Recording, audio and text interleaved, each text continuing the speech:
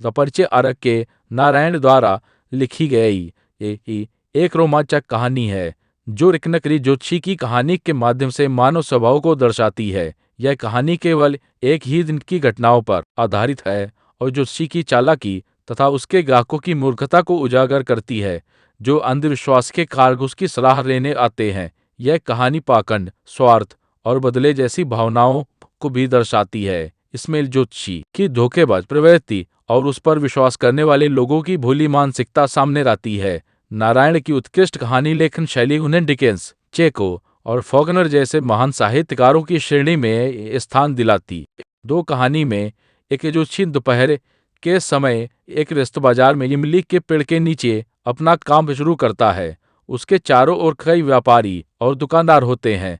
उसके पेशेवर सामान में कौड़ियाँ, रहस्यमयी चार्ट वाला हपड़ा और एक नोटबुक शामिल हैं। उसके माथे पर लगी भस्म, सिंदूर और केसरिया पगड़ी उसे एक शक्तिशाली और रहस्यमयी रूप देती है जिससे लोग उसकी शक्तियों पर विश्वास करने लगते हैं।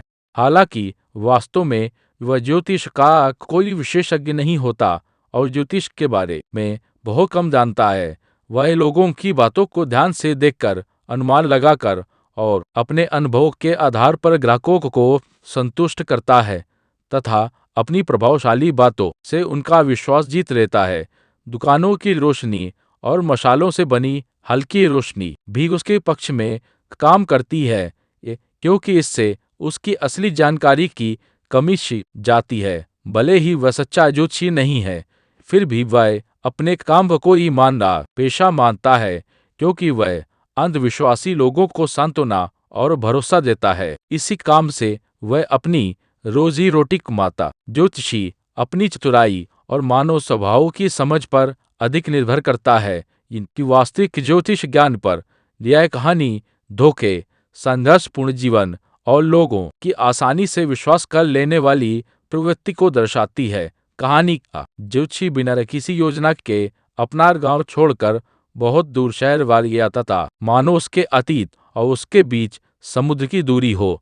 यदि वह गांव में रहता तो अपने पूर्वजों की तरह खेती करता और साधारण ग्रामीण जीवन जीता। अब शहर में वह अपनी तीक्ष्ण समझ और वर्षों के अनुभव से लोगों की समस्याओं को समझता है जो अक्सर विवाह, पैसे या व्यक्तिगत संबंधों से जुड़ी होती हैं। वह प्रत्येक प्रश्न के लिए 3 पैसे लेता है और सलाह देने से पहले अपने ग्राहकों को लगभग 10 मिनट तक बोलने देता है। इसके बाद वह ऐसी सामान्य लेकिन प्रभावशाली बातें कहता है जो लोगों को सही लगती हैं, जैसे आपको अपनी मेहनत का पूरा फल नहीं मिल रहा है या आपके परिवार की कोई महिला आपके प्रति अच्छा व्यवहार नहीं रखती।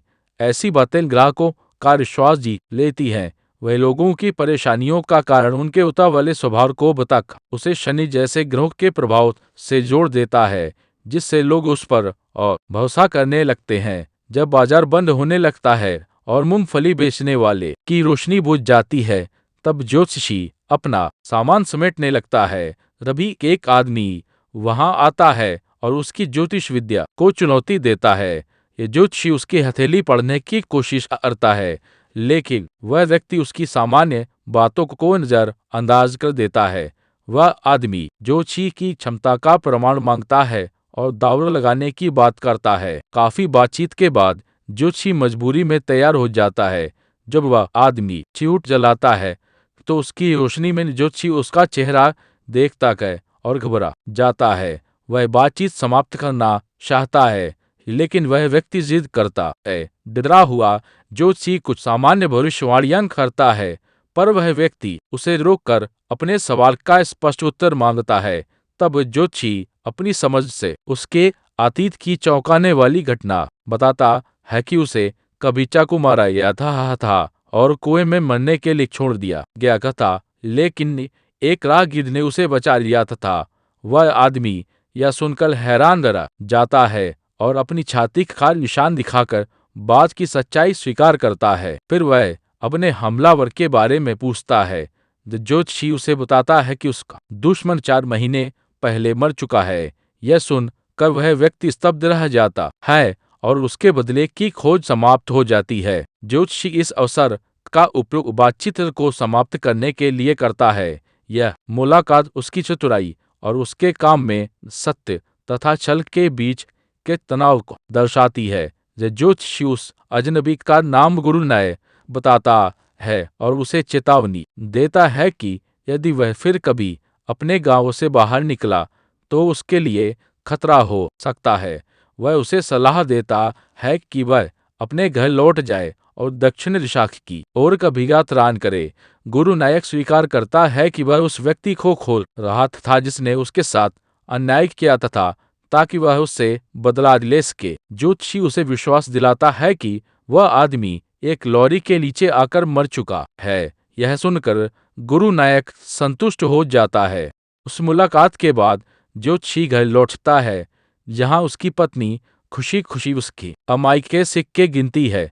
तब ज्योतिषी अपनी पत्नी को बताता है कि कई वर्ष पहले वह अपना गांव छोड़कर बाहर आया था क्योंकि उसे लगता था कि झगड़े के दौरान उसने एक आदमी की हत्या कर दी थी। अब उसे राहत मिलती है क्योंकि उसे पता चलता है कि वह आदमी जीवित है। इससे उसके मन का वर्षों पुराना बोझ हल्का हो जाता है। वह सोने की तैयारी करते हुए उन यादों को भूलने की कोशिश करता है और वर्षों बाद शांति महसूस करता है। यह कहानी भाग्य, अपराध बोध और मुक्ति जैसे विषयों को उजागर करती है। Thanks for watching. Plus subscribe, share, like.